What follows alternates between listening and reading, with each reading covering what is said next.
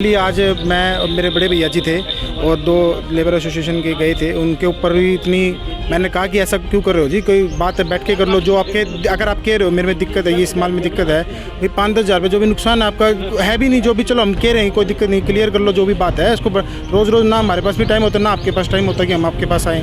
फिर भी उन्होंने दोबारा आज वही जानलेवा हमला करके मतलब मेरे को कह रहे हैं ले जाए इनको, नहीं तो मैं इनको जान से मार दूँगा। ये HS नंद जी का कहना था मेरे को, मेरे बड़े भैया के लिए।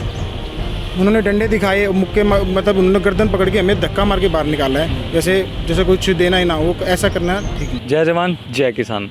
मैं चिराग शर्मा, आप जुड़ चुके हैं RSN एक्सप्रेस के साथ। आज हमारी टीम हिसार के सेक्टर 16-17 के पास मौजूद है, जहां पर एक लेबर के साथ सेक्टर 16-17 के रहने वाले निवासी उनकी तरफ से एक धोखाधड़ी का अगर कहा जाए और साथ ही साथ जो लेबर है उसके पैसे रोके जाने का मामला सामने निकल कर आया है। अभी मेरे आप पीछे देख सकते हैं वीडियो के माध्यम से, यहाँ पर जितनी भी लेबर यूनियन है, लेबर यूनियन के प्रधान है और सभी लेबर जितने भी काम कर रहे थे वर्कर वगैरह सभी के सभी यहाँ पर इकट्ठा होकर पुलिस प्रशासन के पास जाकर FIR दर्ज करवा दी उनके खिलाफ, और साथ ही साथ एक आंदोलन करने ही कह रहे हैं कि अगर पुलिस प्रशासन की तरफ से कोई इस मामले पर गौर नहीं किया गया तो आइए जानते हैं कि इनसे पूरा मामला क्या है, किस प्रकार इनके पैसे रोके गए और क्या पूरा विवाद था। मैं देशराज भवन निर्माण कामगार यूनियन हरियाणा का प्रदेश अध्यक्ष हूँ। तो सर, जो ये मामला सामने निकल कर आया है, क्या पूरा मामला समझाएं? असल में ये मामला तो क्या है, ये मामला रोजी रोटी से जुड़ा हुआ है और वो रोजी रोटी के लिए ही हम लोग फाइट कर रहे हैं। काफ़ी लंबे समय से मजदूरों के लिए, व्यापारियों के लिए, किसानों के लिए, छात्रों के लिए, नौजवानों के लिए हमारा जो संगठन है वो निरंतर इस प्रयास में रहता है कि किसी के ऊपर भी शोषण ना हो, और विशेषकर आर्थिक रूप से तो बिल्कुल ही नहीं होना चाहिए। और इसी सिलसिले में हमारे व्यापारी हैं शहर के मलिक चौक के ऊपर, उनकी श्री राम मार्बल के नाम से दुकान है। उन्होंने 4-6 महीने पहले यहाँ 16-17 में 935 नंबर HS नैन है, कोई ये इरिगेशन डिपार्टमेंट में SC है, उच्च अधिकारी भी हैं, और उनके यहाँ निर्माणाधीन कोठी पे इन्होंने अपना मार्बल ग्रेनाइट भेजा था। और वो अब जब वो लग चुका, पैसे जब मांगने का समय आया, जब उनका पैसे देने का समय आया तो इन्होंने कहा है कि भाई मेरी बकाया जो पेमेंट है वो लगभग 1.5-2 लाख रुपए बनती है, जो भी बनती है, जो भी आंकड़ा है, तो वो मेरी अब मुझे दे दो। तो उन्होंने कहा है कि भी आपका जो भेजा हुआ ये जो मार्बल है, ये जो ग्रेनाइट है, ये बढ़िया नहीं है, ये ख़राब आपने भेजा है, इसलिए आपको पैसे नहीं मिलेंगे। तो इन्होंने 1-2 बार बातचीत की होगी, तो उन्होंने कल जो है फ़ोन पे इनको कहा है कि आप आ जाइए और मेरे निर्माणाधीन कोठी के ऊपर आ जाइए, आप अपने कोई 2 पंचायती 2 ठीक से आदमी आप ले आना, वो भी देख लेंगे और बैठ के कोई ना कोई फैसला आप कर लेंगे, आपकी पेमेंट दे देंगे। तो इन्होंने, व्यापारी ने हमसे संपर्क किया। हमारी यूनियन है वो निरंतर सभी के प्रयास में रहती है कि किसी के भी प्रयास में, अगर आज मान लो अगर मीडिया पे भी अगर सवाल उठा है आज पूरे देश में, तो हमने सबसे पहले मीडिया के समर्थन में हमने बयान दिया है, सरकार की हमने निंदा की है, और उस लिहाज से भी हम व्यापारी के भी हम कहा है कि कोई बात नहीं, हम चलेंगे, बातचीत करेंगे। मैं खुद और हमारा एक मार्बल का ही काम करता है, मार्बल जो हमारी एसोसिएशन है हमारी, उसके वो बड़े लीडर भी हैं, उनको मैंने साथ लिया। हम व्यापारी के साथ, व्यापारी के ये 2 भाई और थे, इनके साथ में 3 ये 2 हम 5 लोग हम लोग गए, बैठ के हमने बातचीत भी करी, सारा उनका मार्बल भी हमने देखा, चेक किया। हमने कहा भी चलो ये नेचुरल चीज़ है, ये ज़मीन के अंदर से खान में से निकलती है, कोई आर्टिफिशियल तो है नहीं जो बनाई हुई है, इसमें थोड़ा बहुत 19-20 हो जाता है, वो बैठ के आप लोग कर लो फैसला जो भी है ऊपर नीचे। तो बस मैंने इतना ही उनको कहा था। इतना कहते ही वो भड़क गए, बोले कि आप लोग इनकी फेवर ले रहे हो और पैसे क्या पेड़ के लगते हैं, एक भी पैसा नहीं मिलेगा, ये है और वो है, और आप लोग यहाँ से उठ के चले जाओ, यहाँ गुंडागर्दी करने के लिए आ गए यहाँ आप लोग, नहीं तो आपको जान से मार देंगे। इतना कहते ही वो 4-5 लोग पूरी प्लानिंग के साथ थे, उन्होंने डंडे उठा लिए उन्होंने, और वो तो बीच में और लोग मजदूर भी थे, 1-2 थोड़ा सा हमारे बीच बचाव में भी आया, हमने खुद ने भी अपना बचाव करते हुए हम लोग वहाँ से निकल आए, वरना कुछ भी हो सकता था। मतलब ये देखिए कि जो जनता के प्रतिनिधि हैं या व्यापारियों के प्रतिनिधि हैं, मजदूरों के प्रतिनिधि हैं, वो जो बीच बिचाला करवाने के लिए जाते हैं, उन लोगों के साथ ऐसा हमला अगर होने लगे, वो भी एक सरकारी अधिकारी द्वारा ऐसा किया जाता है, तो मैं सोचता हूँ बहुत बड़ा जुर्म है ये।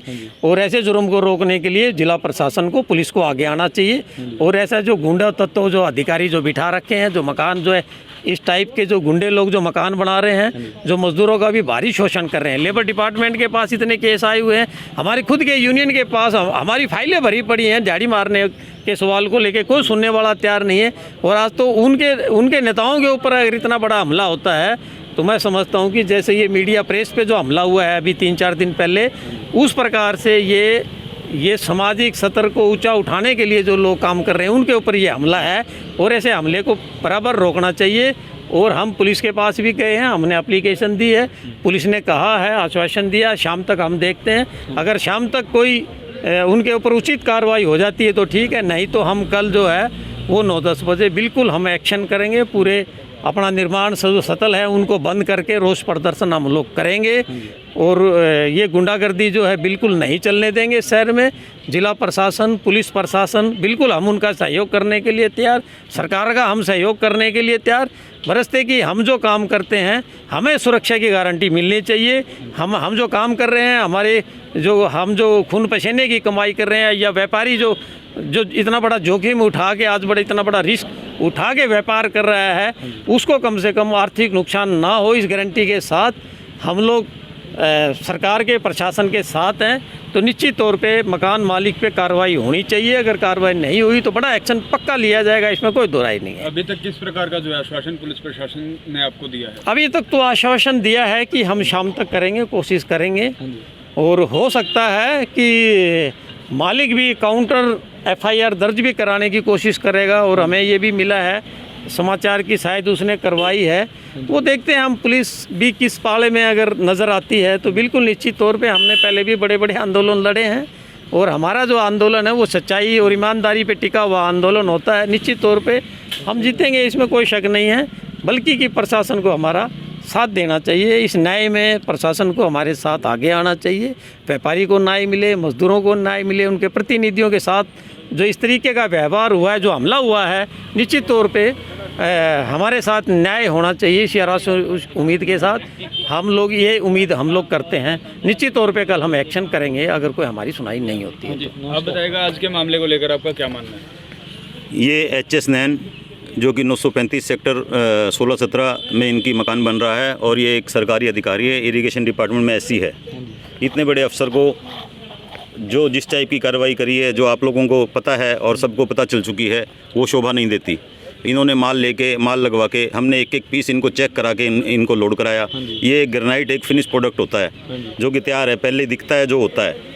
इन्होंने वो माल लगा लिया। अगर इनको कोई शिकायत थी, कंप्लेन थी तो मेरा माल वैसे ही लौटा देते, मुझे कोई आपत्ति नहीं थी। इन्होंने माल भी लगा लिया और पैसे ना देने की वो भी कर दी कि हम नहीं देंगे, जो करना है कर लो।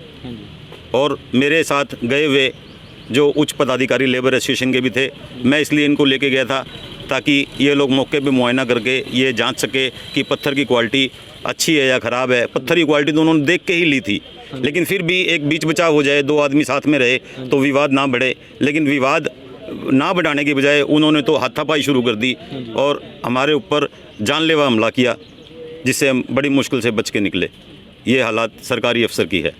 अगर आगे भी इसी प्रकार जो है मामले बढ़ते रहते हैं और पुलिस जो आपकी सुनवाई जल्दी से जल्दी नहीं करते हैं तो किस प्रकार की रणनीति आप लोग बना? तो उन्होंने शाम तक हमें कहा है, हम लोग कुछ ना कुछ करेंगे, नहीं तो सवेरे हम अपनी जो भी कार्रवाई है वो उसको क्या आगे की कार्रवाई रहेगी उसके बारे में निर्णय लेंगे। सर, आप उस टाइम उस घर में गए थे मौके पर, तो कैसा व्यवहार रहा उनका? क्या जी, मैं पहले भी 3-4 बारी जा चुका कि भाई हमारे पैसे जो रह रहे हैं वो दे दो, आपका माल लग चुका है। वैसे तो यही होता है कि जैसे माल लिया, पैसे दे के अपना फिर भी सरकारी अफसर के कारण हमने पैसे मांगे भी नहीं, कोई नहीं, बड़े अफसर हैं, हम अपना दे देंगे, कोई ऐसी बात नहीं।